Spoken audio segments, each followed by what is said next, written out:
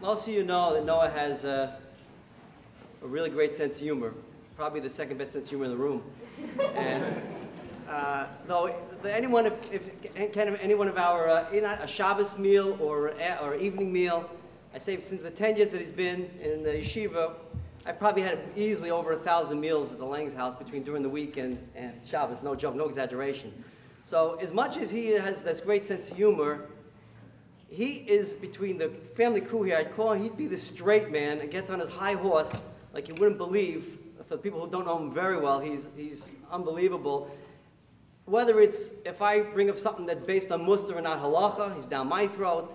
If Ricky brings up something from a Shomer Shabbos coloring book or whatever that he used to use, if Giga brings up a social issue that she's tangenting on, or if Barney comes home and says, I just heard that we have to clean strawberries in soap water Raid and Drano, whatever the case may be, one thing is consistent. The first thing you're going to hear is, well, Rav Sheftel says, and I've heard this name for every meal for the last 10 years, Rav Sheftel this, Rav Sheftel this, and I was always waiting to meet him and hear him speak. So without further ado, his Maggid Shir, Rav Sheftel Weinberg.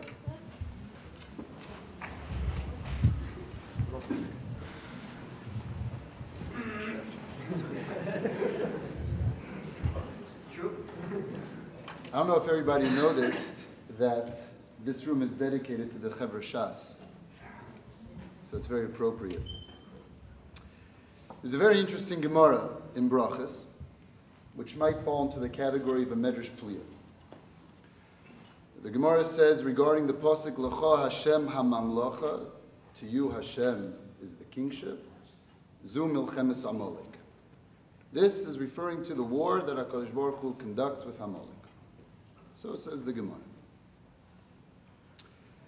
That's a very interesting Gemara, because if the Gemara would have said L'cha Hashem HaMamlacha Zu Milchemes Gog uMagog, so I would have understood, because Milchemes Gog uMagog is the forebearer of where HaKadosh Baruch Hu is the Melech.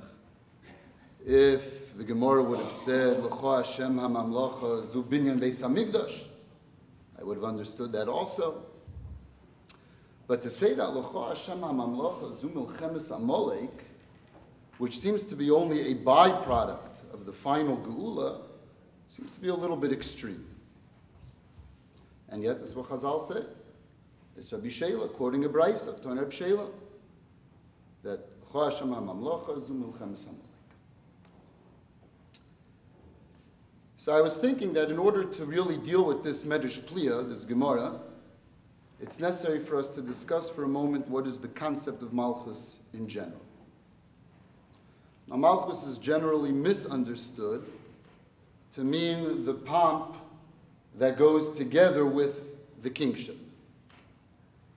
Others misunderstand Malchus to mean the ability to be moitzi mi'akoyach el hapoyel, the ability to take something which is a concept and make it actually occur.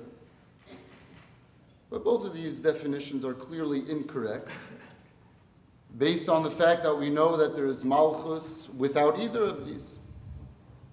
You could have Malchus without the pomp, and you could have Malchus without the ability to actualize any conceptual ideas. And therefore, there must be an alternative pshat, a general understanding of the concept of Malchus, which is probably an important thing to understand regardless of whether we're at a Siyum HaShas or not. The concept of Malchus is basically as follows.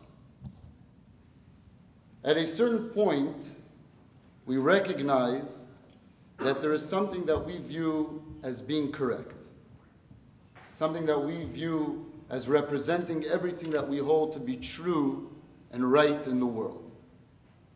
That's Malchus.